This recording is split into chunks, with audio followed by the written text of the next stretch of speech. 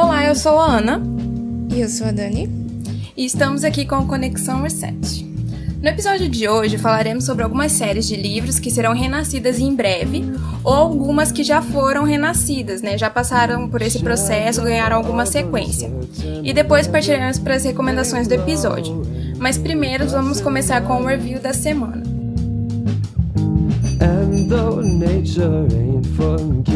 No último episódio, Força Feminina, tivemos como tema principal a força do nosso gênero, que foi inspirado pelo Dia Nacional da Mulher. Comentamos um pouco sobre a origem da data, algumas personalidades de mulheres brasileiras que se destacaram na história, e depois recomendamos algumas obras literárias, filme, série e música que eram relativas ao tema do episódio. Mas primeiro agora vamos para as datas comemorativas. Isso aí, no dia 5 de maio a gente comemorou o Dia da Língua Portuguesa e o Dia Nacional da Comunicação. E no dia 6 foi o Dia da Coragem. No dia 7 foi o Dia do Silêncio. E o principal objetivo dessa data é conscientizar as pessoas dos males que a poluição sonora provoca. E no dia 8 foi o Dia Internacional da Cruz Vermelha. E nessa data, a solidariedade e a ajuda humanitária que são as grandes homenageadas, porque são as duas principais características da Cruz Vermelha. Isso, no dia 10 foi o dia do guia de turismo, da cozinheira e da cavalaria. Isso, e também do Dia das Mães, então parabéns, mamães. Isso aí, parabéns pra Ju, Sim, que vai ser mamãe Ju. já. Agora partindo para os lançamentos da semana, alguns lançamentos e estreias, Teve o lançamento do filme Distúrbio na Amazon Prime Video dia 9. O filme é sobre uma jovem que foi traumatizada e angustiada por um assunto do seu passado, E ela procura uma clínica, só que nessa clínica ela acaba ficando presa lá e acredita que está sendo perseguida e começa a questionar se tudo é real ou invenção da sua cabeça. Eu ainda não assisti, mas ele parece ser muito interessante. Legal, eu também gosto desse gênero, um pouco de thriller psicológico. Isso, suspense, tensão. O que realmente está acontecendo e o que é só da cabeça do personagem. Mas continuando, no dia 10, a gente teve também no Amazon Prime Video a estreia de Dois Irmãos, uma jornada fantástica. Então, no filme, se passa num mundo transformado, no qual as criaturas não dependem mais de magia para viver. E aí, dois irmãos elfos recebem um cajado de um bruxo de seu falecido pai, capaz de trazê-lo de volta à vida. Porém, inexperientes com magia, os irmãos Ian e Barley não conseguem executar o feitiço e acabam gerando uma criatura sem cabeça. Para passar mais um dia com seu pai, eles embarcam em uma jornada fantástica. Parece bem legal, Sim, uma animação boa para entrar na lista também. Agora sobre algumas séries que foram lançadas, Teve Billions, a 5ª temporada na Netflix. No dia 6, também na Netflix, a gente teve a estreia da 4ª temporada de Supermães. É uma série para comemorar o Dia das Mães, Sim. Outro lançamento de série da semana foi o drama Fix You. Esse drama, eu achei ele interessante, eu vi os primeiros episódios, porque ele trata de assuntos psicológicos, digamos assim. O protagonista masculino, ele é um psiquiatra, e a protagonista feminina, é uma atriz musical em ascensão, só que ela tem um transtorno de personalidade borderline, que seria um transtorno onde torna a pessoa um pouco agressiva, instável emocionalmente, tem sensação de inutilidade, insegurança, então tem vários problemas psicológicos.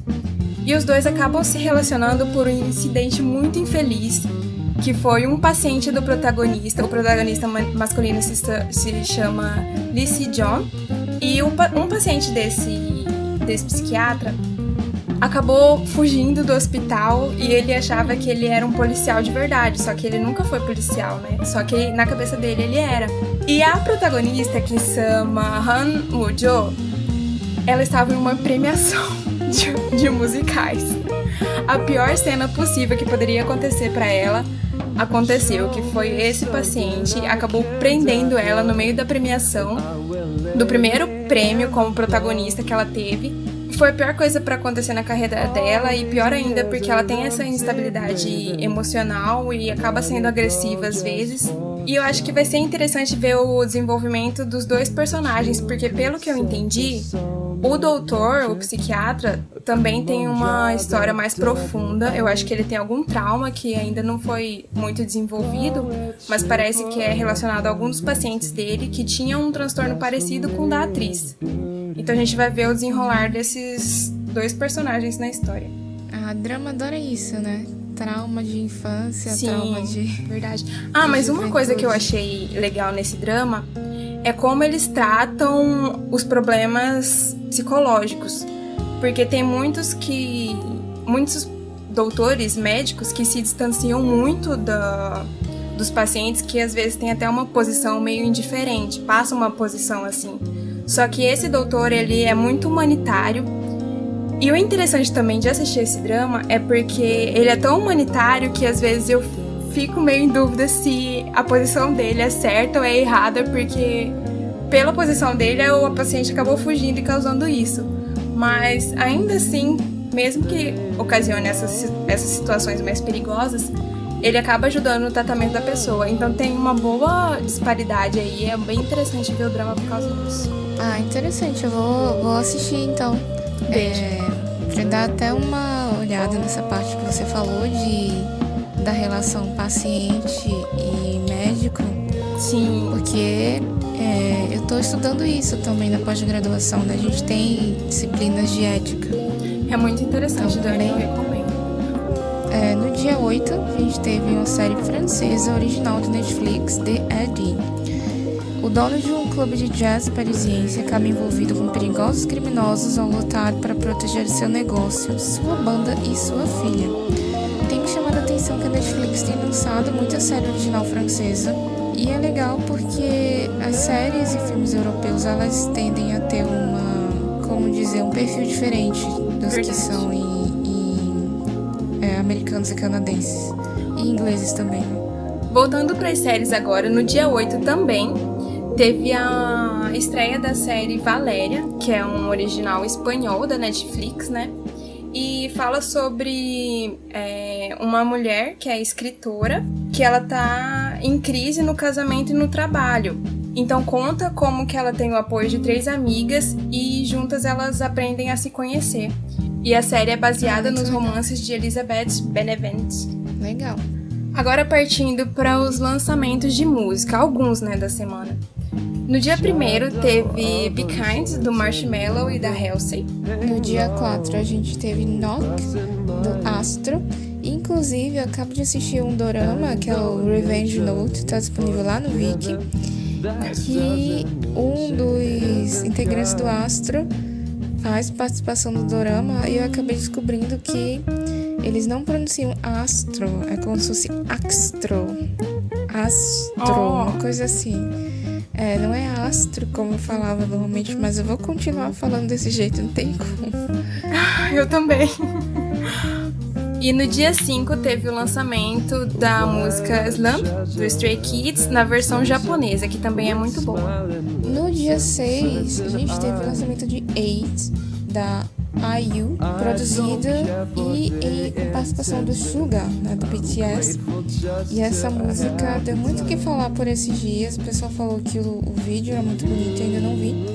Mas eu li rapidamente que foi uma música que eles fizeram em homenagem a todas essas pessoas vítimas do corona e as famílias, né? Porque muita gente chegou a falecer em hospitais, e como para conter a pandemia não estavam permitindo visitas, muita gente se foi sem dar um adeus, né?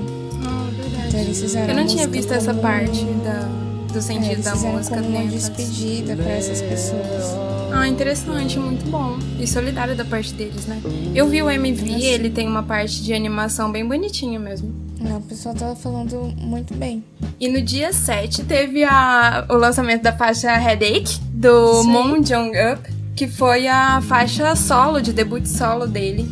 E é muito boa também, eu gostei de ouvir.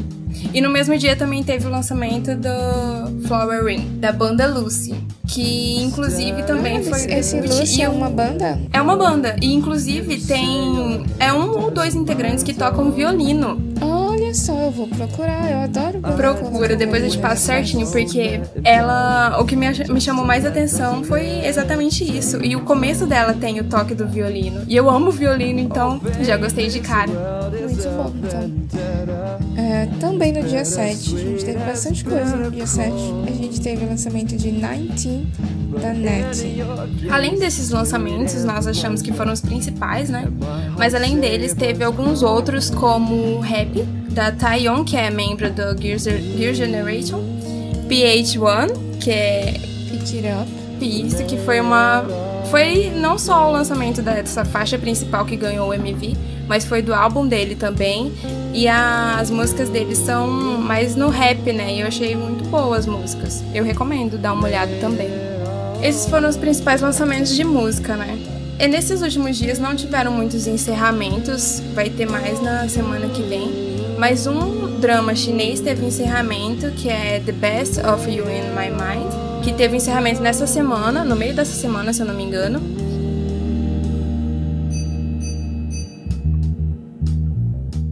Vamos lá pro tópico principal? Sim, falar primeiro sobre alguns livros que tiveram um anúncio sobre uma sequência, né, Dani?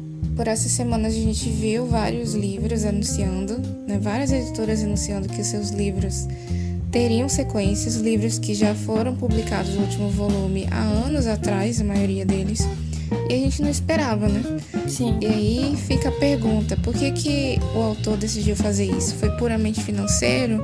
Ou ele realmente achava que ele tinha mais para contar daquela história? Acho que é o tipo de coisa que a gente só vai poder julgar depois que esses livros forem publicados, né, as continuações, e a gente poder ler e julgar a história, se realmente isso fazia necessário ou se foi uma coisa puramente para ganho. Começando a lista, eu vou... não joguem pedras. Eu vou começar a lista com um que eu acho que é uma ideia bem ruim. Eu acho que é puramente financeira o motivo para esse livro estar saindo agora, que é um adicional da série Crepúsculo, né? O Midnight Sun.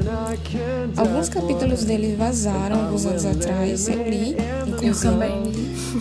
E aí a autora abandonou o projeto. Agora, em 2020, ela finalmente vem anunciando que vai ser publicado. O livro vai contar os acontecimentos de Crepúsculo pela perspectiva do Edward Cullen, que é o personagem principal masculino. Eu acho totalmente desnecessário. Acho até que não é que ela tenha abandonado o projeto.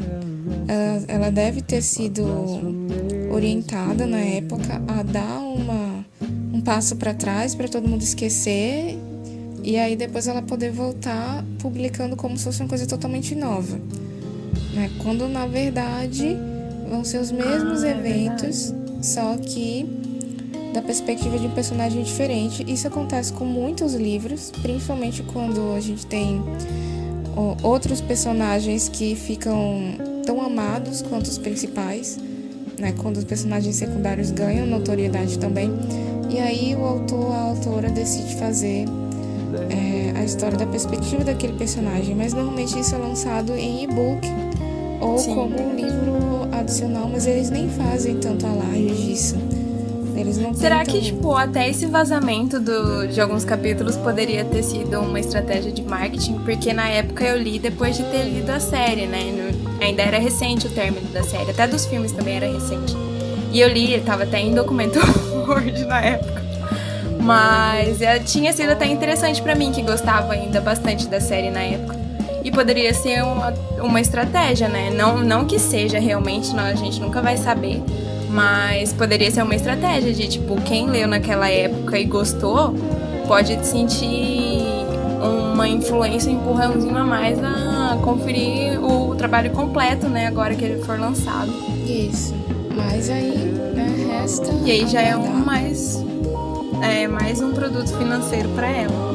Exato. Com certeza muita gente vai comprar, até porque é nostálgico, né? Você ter uma série que foi lançada e que você leu tantos anos atrás. atrás e agora voltar a poder se encontrar novamente com esses personagens.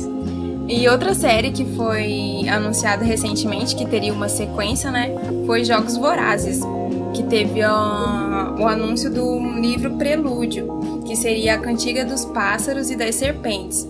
E até ganhou uma data de lançamento aqui no Brasil, né? A editora, que é a editora Rocco, revelou que vai lançar o capítulo inédito da autora Suzanne Collins em junho. E esse livro ele vai ser focado no passado do vilão, que é o Coriolanus Snow.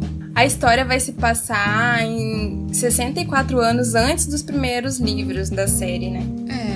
Eu acho que esses de Jogos Vorazes, apesar de achar também que é estratégia financeira, eles estarem revivendo agora, eu acho que mesmo assim faz sentido, porque a gente sabe que é uma história muito política, né? Sim, verdade.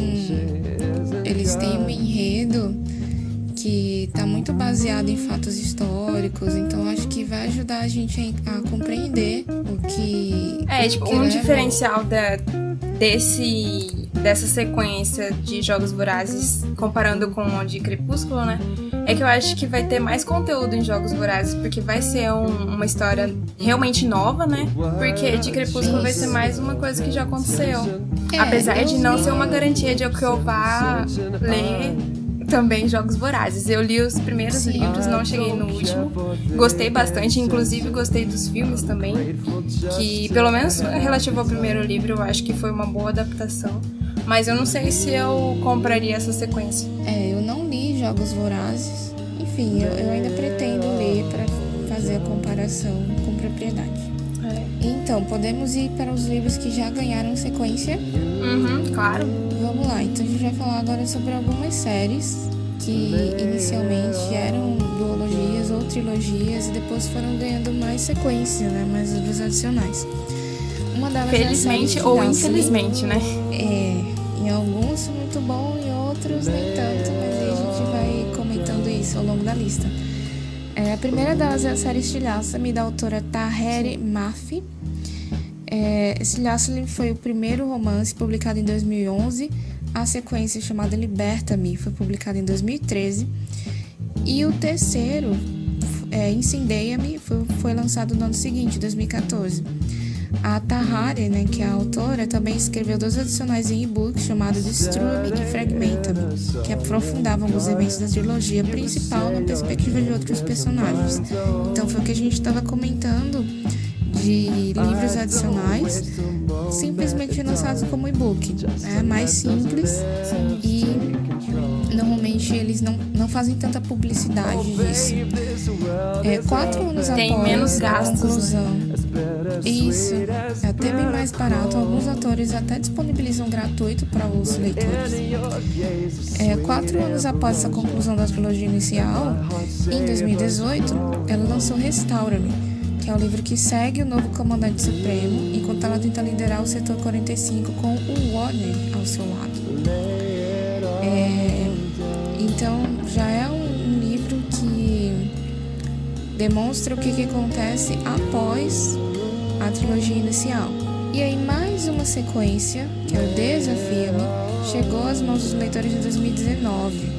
E o mais recente livro publicado da série, Imagine-me, foi lançado em março de 2020 nos Estados Unidos. Ganhou ainda mais 2 contos, Share-me e Reveal-me. Então vejam só, né? A esse ponto a gente já perdeu as contas de quantos livros tem, do que inicialmente foi uma trilogia. E ela claramente viu que estava dando dinheiro, viu que estava fazendo sucesso e decidiu ir esticando. Tanto que depois do sucesso ao redor do mundo, né, desses livros, a ABC Studios adquiriu os direitos da série para lançar uma adaptação para TV. Depois de pesquisar um pouco sobre o nosso tema de hoje, né, livros que ganharam sequência, eu percebi que eu sou mais da leitora da zona de segurança e que prefiro ficar ali onde acabou. Porque eu também li a trilogia de Estilhaça-me, né, antes de ser anunciada a sequência. E tá, tudo bem, Estilhaça-me, o último livro, Incendeia-me, realmente abre espaço pra ter uma sequência assim, né, porque, pelo que eu me lembro também, ele acabou bem abrupto, digamos assim, com um final um pouco aberto. Mas eu me assustei quando foi anunciado que teria mais 3 livros, tipo, de uma trilogia foi pra uma série com 6 livros. Então eu sempre me assusto um pouco quando as pessoas, quando os autores querem alongar bem mais a série do que ela era prevista, né? Isso, eu acho que porque tanto quanto o autor tem um processo quando ele escreve, o leitor tem um processo ao ler também. Então ele inicia e daí ele conhece os personagens, ele continua a ler e ele decide quais são os personagens favoritos, para quem ele está torcendo. Ele continua a ler e ele descobre qual é a problemática principal. E aí, inconscientemente, a gente já coloca na cabeça que quando aquela problemática for resolvida, o livro vai se encerrar. Então a gente termina, faz o fechamento, se despede da história, para anos depois aquilo ali tá de volta. Eu acho que, pelo menos para mim, particularmente, não consegue me puxar, não. Eu sempre tenho um receio. E outro exemplo de série que ganhou uma sequência foi a série A Seleção, né? Que a Keira Cass publicou o primeiro livro da saga em 2012. E aí, em 2014, teve Elite como segundo livro. E o terceiro, que é A Escolha. Então, inicialmente era uma trilogia, né? Só que depois teve o lançamento de A Herdeira, que foi lançado em 2015, sendo como o 4º livro da série, e depois A Coroa em 2016.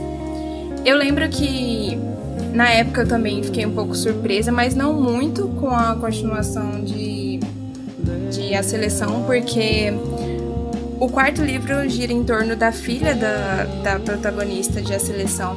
Só que eu cheguei a comprar A Herdeira porque eu gostava da série. Só que foi um pouco decepcionante pra mim porque mudou totalmente como eu esperava que seria a série. E eu também não gostei muito da personagem principal de A Herdeira.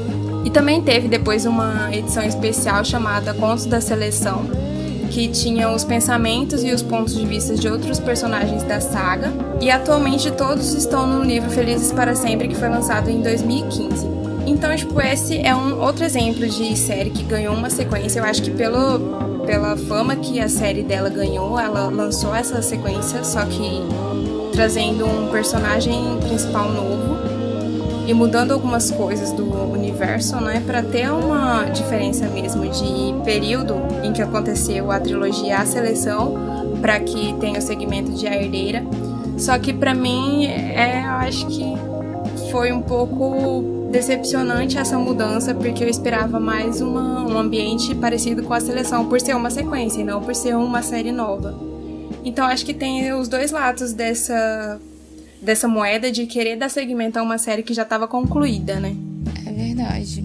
E é um problema, é diferente de quando você dá o seguimento à série, você se aproveita do sucesso que aquela série teve e você tenta introduzir uma história nova dentro do mesmo universo, que eu acho que foi o que a Cass fez com A Herdeira, né? Os personagens principais já eram outros, então o universo era o mesmo, talvez a história principal seguisse a mesma linha, mas a gente tinha personagens com personalidades diferentes, e aí o leitor vai lá procurando por uma coisa, mas na verdade ele recebe outra totalmente diferente e acaba se sentindo enganado.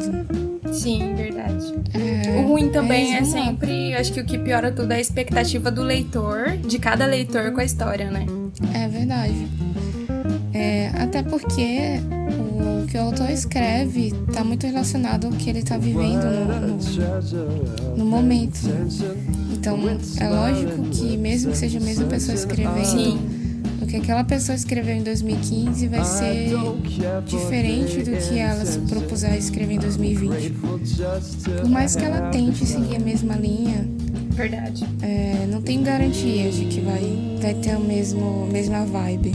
Mas vamos lá, continuando para outra série. Essa fez muito sucesso aqui no Brasil, foi a série Corte de Espinhos e Rosas, publicada pela Record, né? O primeiro livro da trilogia foi publicado em 2015, o segundo, Corte de Névoa e Fúria, foi em 2016 e o terceiro e último, Corte de Asas e Ruínas, em 2017. E aí esses três encerraram a problemática principal lá do livro. Em 2018 saiu um spin-off, o Corte de Gelo e Estrelas, também publicado no Brasil pela Galera Record. Eu achei que o spin-off, apesar de eu não ter lido, eu vi algumas reviews sobre e achei que ele realmente adiciona algo à trilogia principal. Então ele meio que... Até porque os dois personagens principais continuam como principais, né? Isso. Ele fecha algumas lacunas, né, de algumas coisas que aconteceram que a gente podia perfeitamente passar sem saber. Mas acho que para os fãs que sofreram bastante com o fim da trilogia, foi um gostinho a mais. Mas aí, antes disso, em 2018, eles lançaram A Court of Thorns and Roses Coloring Book, né? Foi um livro de colorir. E aí a gente sai um pouco dessa linha de estender a trilogia, porque entra mais como merchandising, né? Coisas a mais do livro que podiam ser vendidas. E uma coisa, né, rapidinho, que não tá na lista, a trilogia Grisha, da Lady Bardugo. Né? A trilogia inicial, ela é composta por Sombra e Osso, que é o primeiro livro, Sol e Tormenta, que é o segundo, e o terceiro e último, Ruína e Ascensão. Só que 2 livros adicionais e não foram publicados aqui no Brasil. São contos, The Witch of Duvar, A Bruxa de Duvar, que seria um livro que realmente pode ser lido em qualquer momento, mas ele saiu como o livro 0.5, então você leria de repente antes do primeiro ou antes do segundo. E o livro The Language of Thorns, né, A Linguagem dos Espinhos, que é um livro que ele traz o que seria uma mitologia grisha. A Lady Bardugo, ela construiu um mundo tão completo que algumas histórias dentro dos livros, elas foram meio que tiradas de uma mitologia criada pela autora. Então esse livro traz esses contos, é tipo um conto de folclore, um livro cheio de contos de folclore grisha. E aí, em 2019, né, esses foram apenas adicionais, eles trazem complemento ao universo. Mas em 2019 a autora voltou a esse universo com o King of Scars, né, Rei das Cicatrizes, que vai ser uma duologia sobre o personagem Nikolai. Então, o primeiro foi lançado em 2019, o segundo ainda está por ser lançado. E aí ele se trata, como a gente tinha falado, é o mesmo universo, só que personagens principais diferentes. Mesmo que esses personagens já tenham sido apresentados na trilogia inicial. Então, o que a gente pode esperar é uma coisa um pouco diferente do que foi Grisha. Por falar nisso, você me fez lembrar de outra série também que ganhou livros extras, né? Por ter uma cultura um pouco mais rica e por ter uma lenda envolvida também, que foi The Kiss of Deception. The Kiss of Deception. Isso. Ele ganhou, eu até comprei um dos extras, né, na época que lançou, que foi As Crônicas de Morrigan, A Origem do Amor. Eu gostei bastante de ter lido ele, porque ele fala da lenda que tinha, né, que nos capítulos da trilogia, entre os capítulos da trilogia, eles traziam às vezes alguns contos, né? Uma narrativa de um conto, como se fosse de uma lenda passada de geração em geração.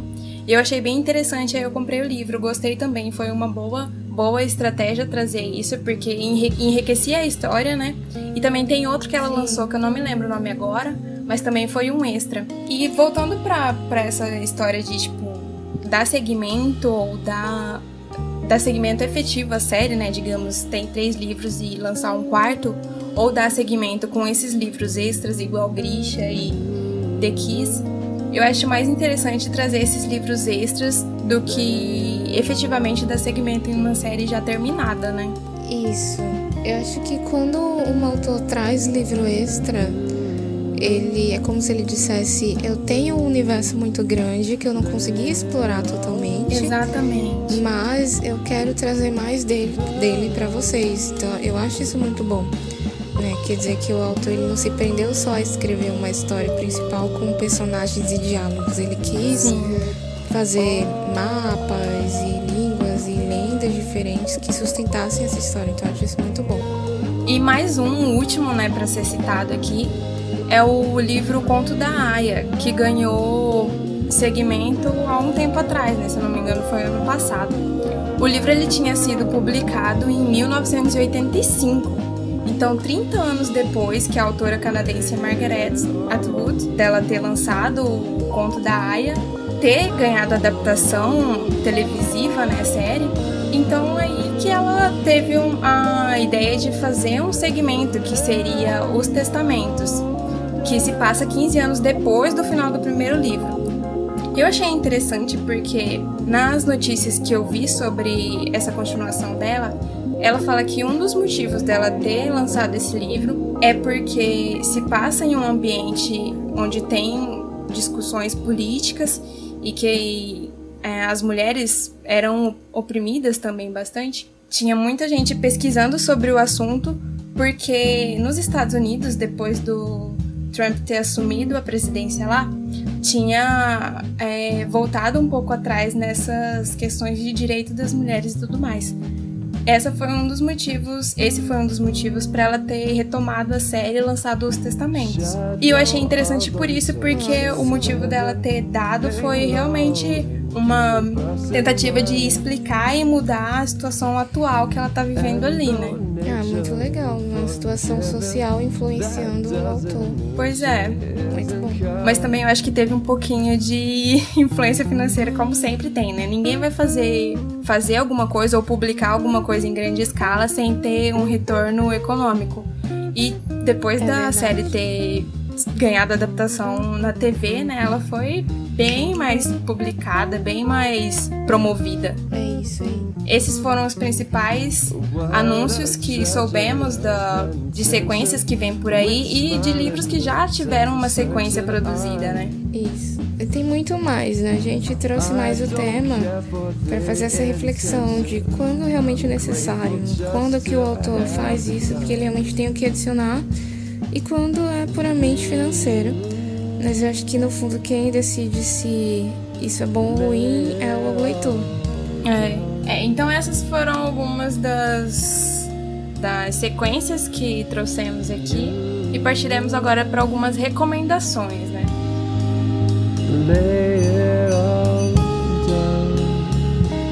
Começando com as recomendações literárias, eu pessoalmente gostaria de recomendar o livro A Química, da Stephenie Meyer. Como a gente trouxe aqui a série dela como um exemplo das séries que vão ganhar uma sequência, eu gostaria de trazer um livro da mesma autora, só que de um universo completamente diferente. Eu tenho A Química aqui comigo, eu li já faz um tempo, mas é um dos livros que eu mais gosto e ele me surpreendeu completamente. E eu também tenho que confessar que no começo eu não tinha ligado imediatamente a Crepúsculo, porque a sinopse dele era tão diferente que eu acabei, desprendendo um pouco do nome da autora e relacionando com uma série que eu já tinha lido. E eu trago essa recomendação aqui justamente por isso, por ser um ambiente totalmente novo e diferente do universo que ela tinha criado em Crepúsculo.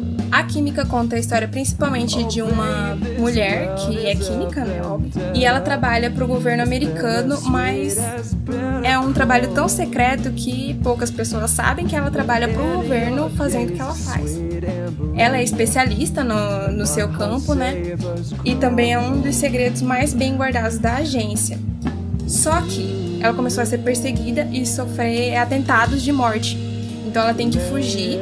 E enquanto ela foge, ela acaba conhecendo algumas pessoas no caminho. Então, o livro gira em torno dessa trama dela ser essa agente, ter as habilidades e tentando sobreviver, né? Enquanto acaba conhecendo uma pessoa e talvez essa pessoa possa acabar levando ela direto pro alvo, né? Uma das coisas que eu achei mais interessante nesse livro é porque, pegando ele e fazendo uma comparação com o Crepúsculo, a protagonista seria o Edward e o protagonista seria a Bella.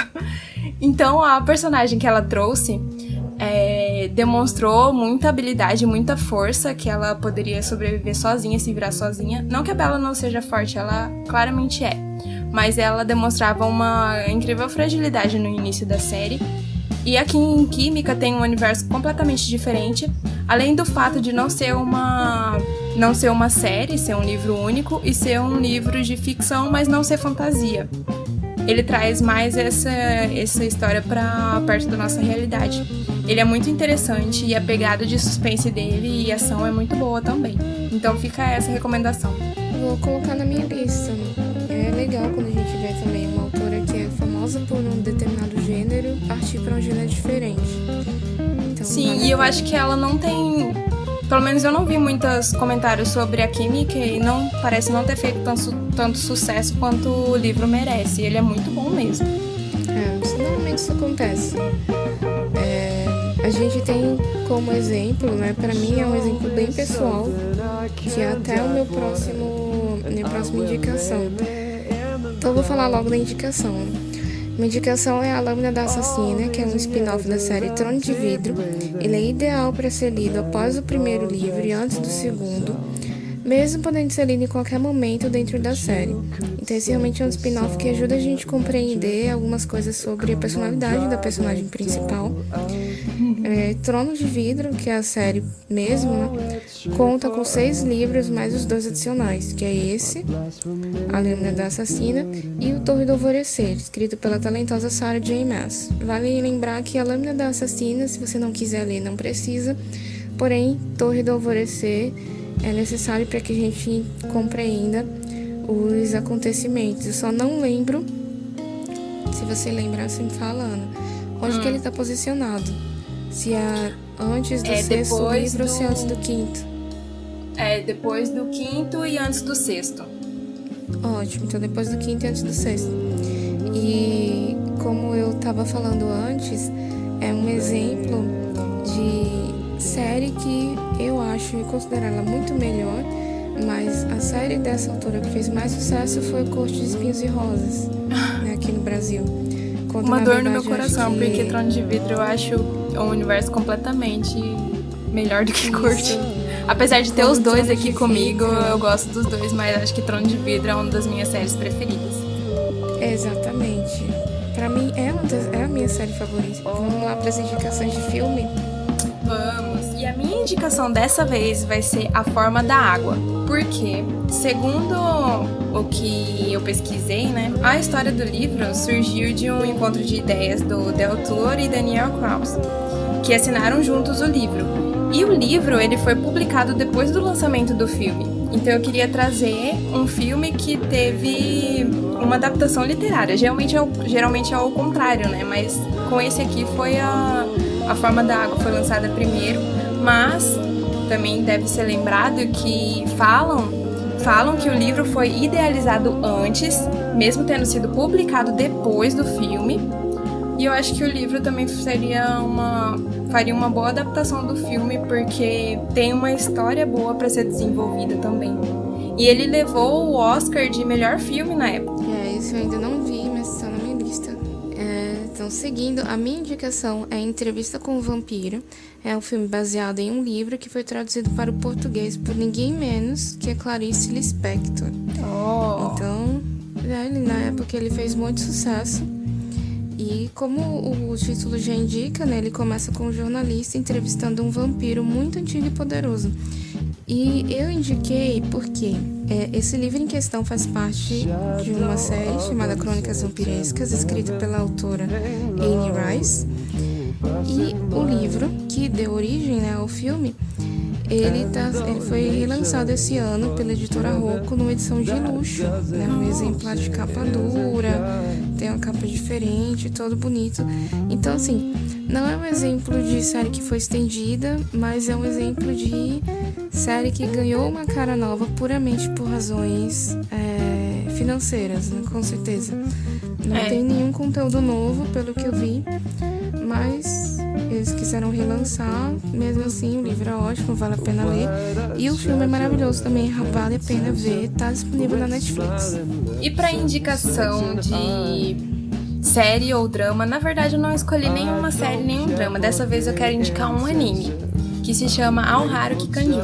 Eu assisti o anime na época, e eu leio o mangá também, né? Ainda não terminei todos os volumes, mas eu sigo o mangá, leio o mangá e assisti o anime. E eu quero indicar ele porque a adaptação em anime foi muito boa, e às vezes eu considero até um pouco melhor do que o mangá, porque com a animação você consegue ter todo o impacto das cenas que Aoharu Kikanju tem. porque o Haruki Kanju trata principalmente sobre jogos de sobrevivência. Então, nesses jogos de sobrevivência tem muita ação e suspense, e toda aquela tensão também da pessoa ser atingida ou não, deles ganharem o jogo, das estratégias que eles fazem. E eu acho mais interessante ainda porque a personagem principal, a Tachibana, vai fazer competições de jogos de sobrevivência. Só que é engraçado porque a personalidade dela muda totalmente quando ela entra no jogo. Então eu queria recomendar esse anime por causa disso, porque a animação dele foi muito boa e traz todo o impacto que o mangá já exerce na gente, né? Toda a tensão e ação que ele tem pra oferecer. A minha indicação é um drama coreano que tá disponível na Netflix, primeira temporada. A segunda temporada já foi confirmada e se chama Love Alarm. Eu demorei um pouquinho pra assistir, fiquei com o pé atrás, todo mundo falando tão bem, mas acabei vendo agora na quarentena, muito tempo livre, né? E foi uma surpresa muito boa. É um drama que me fez chipar totalmente errado. Eu gostei muito, tô louca pela segunda temporada. E é um desses doramas que a primeira temporada deixa a gente... Ela acaba numa situação que a gente não tem nem ideia do que vai acontecer na segunda temporada. Verdade. E eu cheguei ao ponto de passar raiva, admirar e torcer por todos os personagens. Então, assim, eu não vou dar spoiler, mas digamos que com qualquer pessoa que a personagem principal acabar, eu vou estar gostando, porque eu acho que todos os personagens receberam a chance, eles tiveram seus momentos bem vividos. Verdade. Digamos que a relação dela com cada um foi bem desenvolvida, né? Isso, então assim, é meio que aquela coisa, né? Ela não pode ficar com os dois ao mesmo tempo, então... Só uma coisa que eu espero que aconteça, espero muito que aconteça, é que ela consiga dar a volta por cima em relação àquela família dela, porque as cenas em que ela era maltratada, eu ficava muito revoltada, mas romanticamente a Netflix está livre para me surpreender. Um bom ponto. E uma música agora, né, pra gente recomendar. Eu vou recomendar mais uma vez, né, porque no último episódio a gente comentou sobre o encerramento da série na semana passada, e eu falei um pouquinho sobre... citei a música, né? Mas dessa vez eu quero fazer uma recomendação formal sobre a trilha sonora do drama A Piece of Your Mind, em especial a música Who I Strolled With, né? Ela é muito boa, é uma das trilhas sonoras que eu mais gostei em um drama. E desde a primeira vez que eu a ouvi, ela ficou na minha cabeça. Inclusive, eu tive que baixar a música e colocar no meu celular pra ter ela ali sempre que eu quiser ouvir, né? Sempre que eu tiver vontade de ouvir. A minha recomendação é a música Sweet Chaos, da banda Day 6. Ele é um som que lembra algo bem vintage e até parece meio distante da imagem que a gente tem, né, no geral do K-pop. Eles são uma banda diferente, são uma boy band, mas eles não estão focados no visual, né? Eles não são uma banda visual. E daí que os vídeos são diferentes, não são aqueles vídeos cheios de coreografia, então eles no geral não aparecem dançando.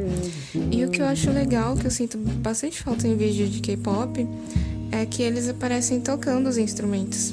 Né? A gente não tem muito isso nesses vídeos de boy band.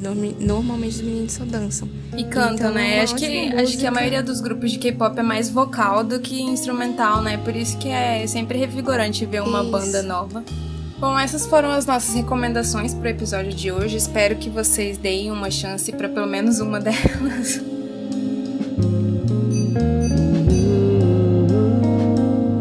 E agora partiremos para o encerramento e algumas datas dessa semana que virá. No dia 12 será o Dia Internacional da Enfermagem e do Enfermeiro e também o Dia do Engenheiro Militar. No dia 13 a gente comemora o Dia do Zootecnista e Dia Nacional do Chefe de Cozinha. No dia 15 será o Dia do Gerente Bancário e do Assistente Social. E no dia 16 o Dia do Gari. Então vamos parabenizar todos esses profissionais, né, Dani? Isso aí. E também nessa semana, nesses dias que virão, teremos últimos episódios de alguns dramas, como o Rugal, que está disponível na Netflix. Já? Já tem. Que já vai acabar. Já vai acabar. Inclusive, meu pai tá acompanhando ele. E eu também. Eu quero ver como que vai terminar. Outro drama que vai acabar é Find Me in Your Memory, Eccentric Chef Moon e também The World of the Marriotts. E agora vamos para os créditos. Faremos alguns créditos e menções de hoje. Foram alguns sites que forneceram as informações que apresentamos aqui no tópico principal. Entre eles, Calendar, Carta Capital, Wikipédia, Desencaixados e Plural.jor. O crédito da música de fundo chamada Rondo, mais uma vez, é para o artista Pierce Murphy. E ela está disponível no site Free Music Archive sob a licença de atribuição 4.0 International do Creative Commons. E por último, menções honrosas a Netflix, Viki, Drama Fansubs e também ao Drama Club, que disponibiliza alguns dos conteúdos digitais que mencionamos anteriormente. E por hoje é isso, né? Muito obrigada por nos acompanhar e ouvir. Isso aí, gente. Valeu por estar conosco mais um episódio e até a próxima. Até a próxima. Tchau, tchau.